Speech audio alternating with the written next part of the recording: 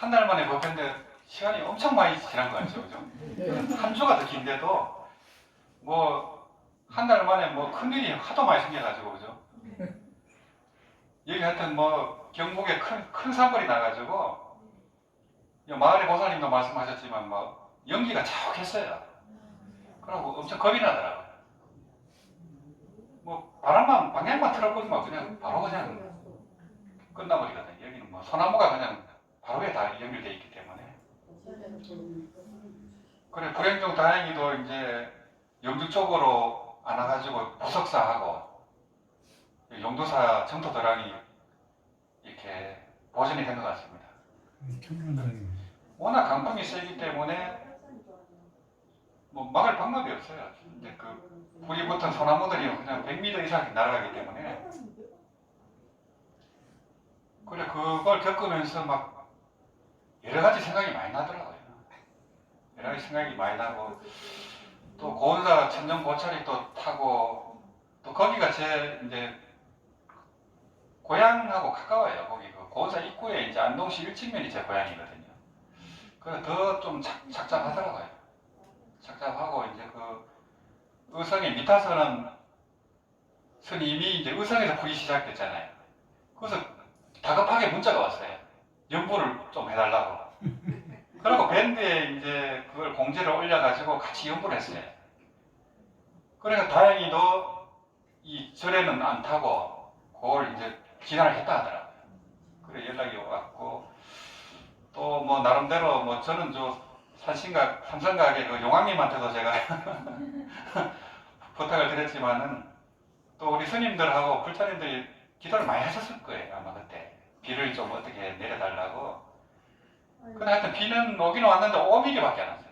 지어 짜듯이 5mm가 오고 그 다음에 한 10mm 정도 와가지고 그나마 지나가는 것 같아요.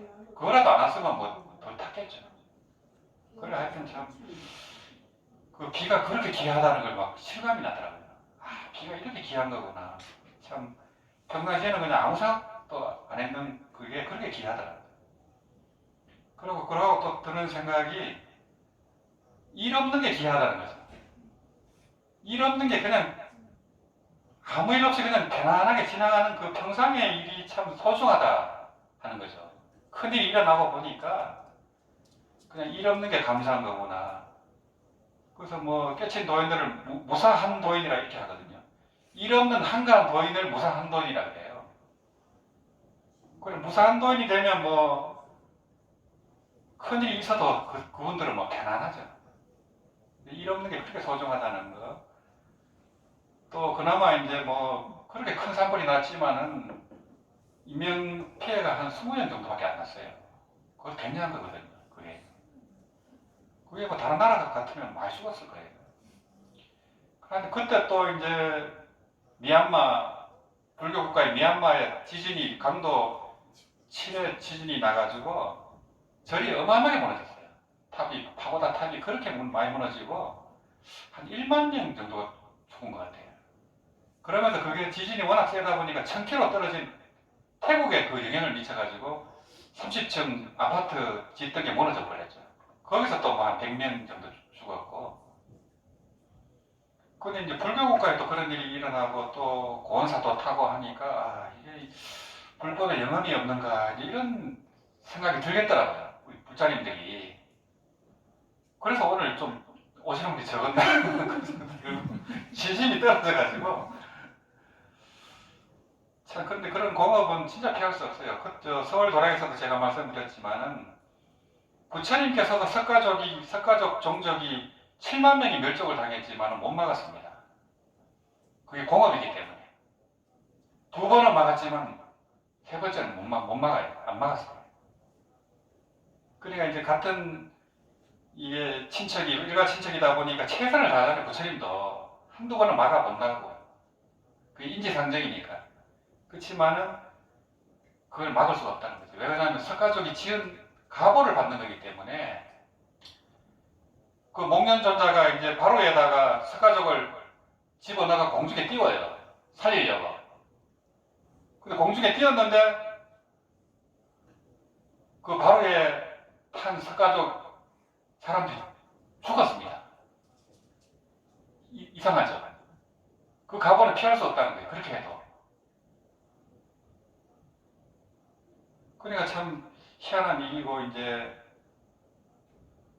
불교 국가에 그런 일이 일어나고, 또 티베트 불교 같은 경우는 얼마나 박해를 받았어요. 얼마나 많이 죽었습니까? 고문당하고 그냥 뭐 스님들 한속시키고 절을 파괴하고. 그래, 불교를 그렇게 깊게 믿고 하는데도 그런 일이 일어나고 하는 게 보면은 자칫하면 신심이 떨어질 수 있거든요. 근데 이제 티베트 불교 같은 경우는 그런 시련을 통해서 거기서 도인들이 나오고 고승들이 나오고 막 그래 되거든요. 그런 시련을 통해서 이 도를 닦게 한다는 거예요. 의식의 진화를 이룬다는 거죠. 이게 사바세계 자체가 사바고해잖아요. 고통의 바다이기 때문에 사바세계는 무조건 고통스러운 게 뭐 평면화된 저거니까. 그래서 부처님이 삼법인을 설했을 때 이제 일체 계보라 하잖아요.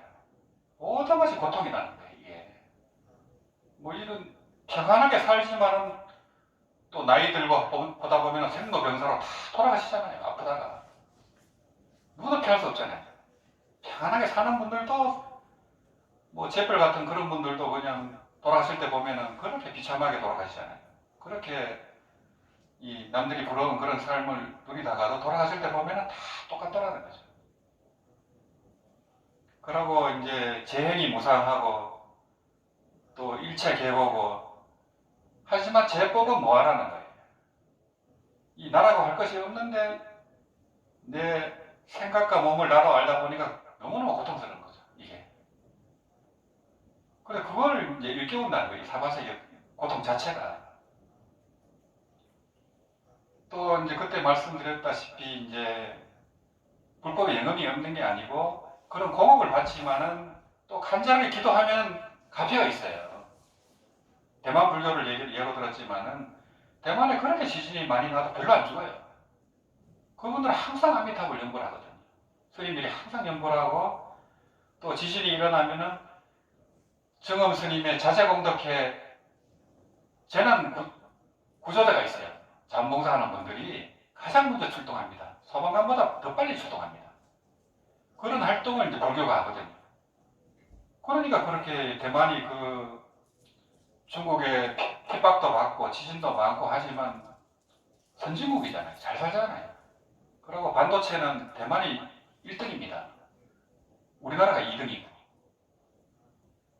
그게 그 우연이 아니라는 거죠. 그 사람들이 그 섬나라 작은 섬에 있지만은 전부 다 아미타불 합니다. 그 가피가 없다고 할 수가 없죠. 그래서 이제 지금 당장은 가피가 없어 보이기도 하고 이렇지만은 그걸 통해서 배우거든요. 우리가 의식의 진화를 이루거든요. 그래서 이제 도고마성이라고도 하고, 이제 이 비난에 가난하고 추워야 돌을 닦는다는 거예요. 사람들이 배부르면 아무도 돌을 안 닦는 거예요. 그게 아이러니죠. 그리고 저렇게 이제 뭐 나라에 대통령 탄핵도 있고 큰 산불도 있고 막 이러다 보니까 자기 자신을 돌아봐요. 이 사는 것도 고달프고 힘들지만은 내가 왜 사는가, 또 나는 무엇인가, 이런 그런 이제 자기 성찰의 시간이 되는 것 같더라고요. 또 어떻게 보면은 민주주의가 한 단계 진화하는 그런 과정이 아닌가 이런 생각도 들고, 또 그때 이제 말씀드렸지만은 전 세계적으로 지금 막 지진하고 이런 뭐 산불이라든지 이게 말도 못해요. 쓰나미도 그렇고 막 지구가 요동을 치는 때고, 2025년에 이제 그런 뭐 옛날에 큰 스님들도 그렇고 예언을 많이 해놨습니다. 몽골에 그 어린 스님도 예언한 게 있는데 2025년이 하여튼 그렇게 그 사고가 많은 해래요. 이게 그런 걸 따졌을 때 보면은 우리나라는 그래도 피해가 적다 이렇게 생각이 돼요.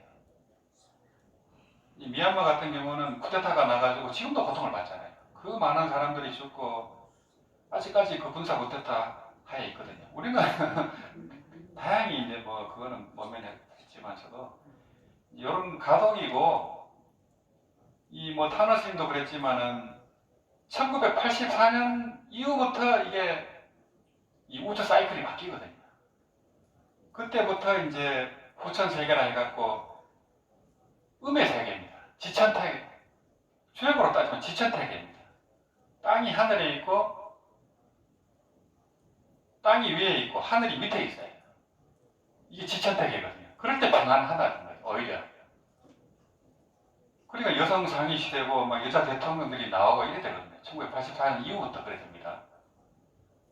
그거는 뭐 주요 공부하는 분들 뭐 정역 이 우리나라에서 또 나왔지만은 후천 이제 음의 시대이기 때문에 음의 시대지만은 태평한 시대예요. 좋은 세상이 열린다는 거예요. 근데 그 가도기로 2030년까지는 재난이 굉장히 많다는 거예요. 그때까지는. 그래서 이제 2025년을 기점으로 이 몽고의 어떤 어린 스님이 예언을 했는데 한반도에서 제2의 징기스칸이 나온다는 거예요. 세계를 호령할 대통령이 나온다는 겁니다. 2025년에. 그 누군지는 모릅니다.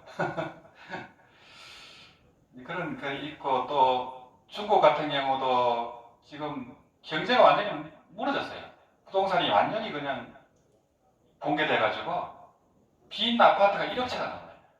그 중국 자체도 지금 막 최악의 상태입니다. 젊은 친구들이 베이징 북경대 나온 친구들도 일자리가 없어요. 전부 놀아요. 그래서 그 예언에 따르면 중국도 분열이 된다는 겁니다. 그래서 티벳하고 위구르 자치주가 독립할 가능성이 많다는 거예요. 중국 자체가 통제력을 잃었습니다. 벌써. 시진핑이 3번 국가 주석을 했지만은 지금은 권력을 잃었어요. 벌써. 그래 4번은 힘들다고 다 보고 있고 또 일본은 7월달에 대지진이 난다고 지금 다들 걱정이에요. 그걸 예언한 만화책이 있는데 그게 홋카이도 그 지진을 맞춰버린 거예요. 예언이 적중돼 버렸어요. 그래갖고 그게 그 만화책에 난리가 나버린 거예요. 그래갖고 지금 원래 이제 7월 날짜까지 나왔습니다. 7월달에 지진이 일어나면은 일본부터 제주도, 대만, 필리핀까지 여파가 있대요. 그 정도로 큰 이제 지진이 일어나면은 그 지진 여파로 후지산이 또 폭발할 수가 있어요. 그 지진 영향 때문에. 밑에는 용암이 그냥 폭발할 수가 있거든요. 땅이 흔들리니까. 그러면 우리나라는 이제 부산이라든지 남해안이 이제 또 땅이 뭐 한 5cm, 10cm 움직일 수가 있어요. 쓰나미가 날 수도 있고. 영향이 있어요. 근데 하여튼 그런 걸 다 이렇게 봤을 때 우리나라는 지진이 거의 없잖아요. 이렇게 안전한 곳이 없어요. 무슨 뭐 강도 도둑이라든지 그런 것도 그렇고 물도 안심하고 먹을 수 있고 모든 게 그래도 이 지구 전체로 봤을 때는 굉장히 좋은 나라거든요. 우리나라는 이런 이제 재난이 있고 했지만은 그런 걸 또 이렇게 역지사지 했을 때는 그래도 우리나라는 그래도 행복한 나라구나 이렇게 또 생각이 돼야 되겠더라고요. 하여튼 코로나 이후로 이제 경제난이 너무 심하게져가지고 먹고 사는 것도 뭐 억지로 먹고 살잖아요. 그러니 뭐 체라 가가지고 한다는 것도 사실은 힘들어요. 이게. 교통비도 그렇고 무슨 뭐 그렇잖아요. 그래서 이제 참 이런 어려운 시기에 이렇게 체라를 한다는 게 보통 일이 아닙니다. 서울 법회 때는 한 20번 정도 나오셨는데 예전보다 이제 좀 줄었죠. 그래 이제 막 또 지금이 결혼 시즌이기도 하고 또 비도 오고 해서 이제 그렇지만은 이렇게 나오신다는 게 참 대단하다 이런 생각이 많이 들어요. 제 자신을 돌아봤을 때도 그 결국엔 수행이라는 것은 신심이 가장 중요한 것 같아요. 이렇게 돌아보면은 신심이 유지되고 있느냐 신심이 무너졌느냐 거기서 차이가 있어요. 신심이 있으면 깨달음도 오고 가피도 오고 삼매도 없고 이래 되거든요. 신심 무너져 버리면은 그냥 한순간에 그냥 무너져 버려요. 법회도 그렇고 이제 법회가 유지되는 것도 참 보통 일이 아니다 이 생각이 많이 들어요. 그래서 이제 그런 일들을 겪다 보면은 또 스스로를 돌아보게 되고 그래 되거든요.